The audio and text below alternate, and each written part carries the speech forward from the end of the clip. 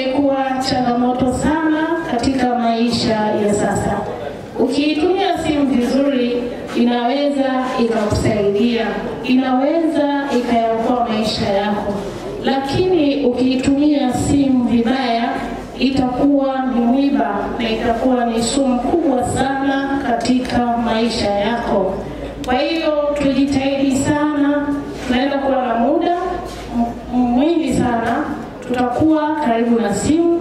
Najua wapo wazazi katika zawadi wanaleta watoto simu au watawapa huko majumbani.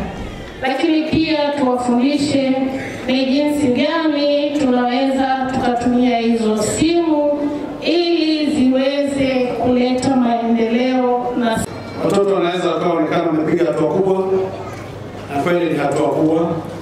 Naomba hatua hii muitizame kama hatua ambayo inaita changamoto mpya ya malezi.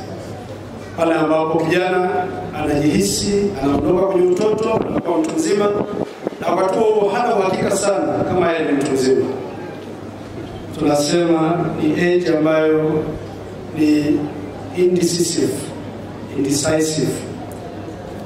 Hajaamua kuwa mtu mzima, hataki kuwa mtoto.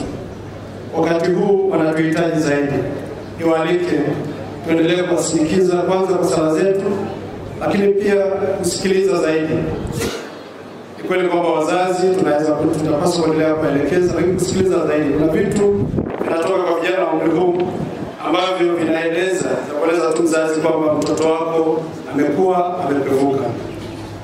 Na ili kusudi mweze kusikilizwa vijana mnaomaliza leo au mnaohitimu, tunapotaka kueleza wazazi vitu hasa ambavyo hawakuwahi kusikia au kujua kwamba mnavijua, tafuteni muda unaofaa ambao ni muda wenu ninyi na wazazi wenu.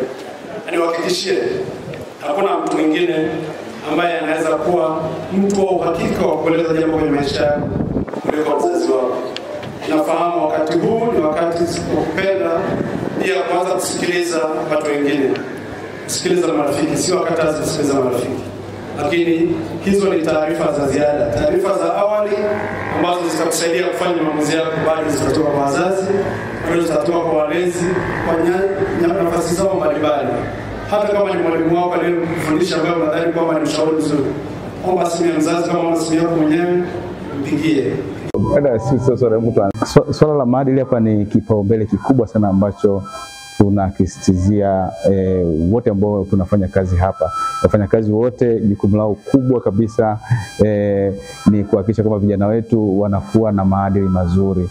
Maadili mazuri kivipi? Vijana ni kuwasisitiza, kuwaelekeza na kuwaonyesha wazi kwamba kwa nini kuwa na maadili mazuri ndio kila kitu kwa mwanadamu ambaye ni muungwana. Kwa hiyo tunawafanya kwamba wajivunie kuwa wema na waamini katika kuwa wema hawatapoteza chochote, na nyakati zote watajisikia faraja na watakuwa faraja kwa familia zao, jamii nao wazunguka na taifa kwa ujumla. Kwa mchezo mkubwa tunaweka katika malezi mazuri, na baadaye tuweze kupata wasomi wenye maadili mazuri. Ndio lengo zaidi la kanisa kuwa na shule kama hizi. Vijana wa kiume hawana shida sana, hasa pale ambapo unawapa nafasi ya kuzungumza nao, kuwaelezea uhalisia uliopo, kuwasisitizia yale mambo ambayo ni hatari kwao na madhara ambayo wanaweza kuyapata watakapo ingia katika nidhamu ambazo sio nzuri. Na mara zote naona vijana huwa wanapokea vizuri kabisa na wanakuwa tayari kuwa na mwitikio chanya katika haya ya malezi. Tumefanya malezi pamoja, nimewaasa hata mzee kama mimi. Sasa kati ya mambo ambayo nimewasikia ninyi wenyewe mkisema ni kule kwa concern kama sehemu ya nyumbani kwako.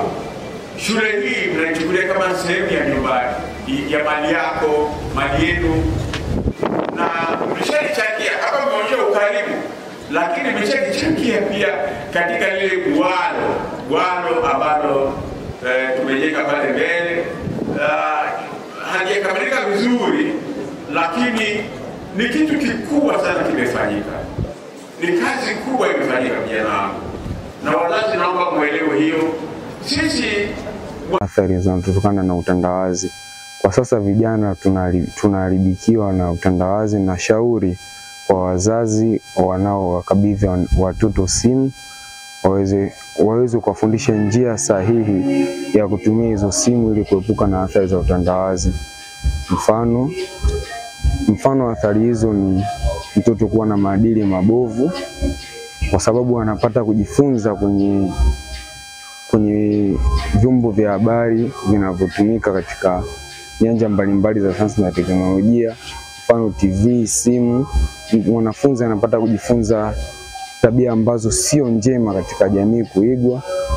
Pia athari nyingine sibakia mtu kufungwa, mfano kwa sababu kuna sheria za mtandaoni ambazo zinamlimit mtu aweze kutumia mtandao kwa nafasi fulani. Kuna nafasi ambayo utakuwa umezidi na unakuwa unapewa kikomo, yani kama limit. Tunaona kwamba vijana wengine kujihusisha na madawa kulevya ni kwamba wengi ni huwa ambao wanakosaga elimu. Naona sawa ni kwamba wote ndio huwa hawana ile elimu kwamba kutokujua kwamba madawa kulevya yana madhara, au vile tunarudi tena kwenye msumo wa vijana wenzetu ama nikisema pia pressure. Kwa sababu hapo naweza nikaona kwamba hicho ndio kinachowapelekea sana vijana wengi kujikuta wanaingia kwenye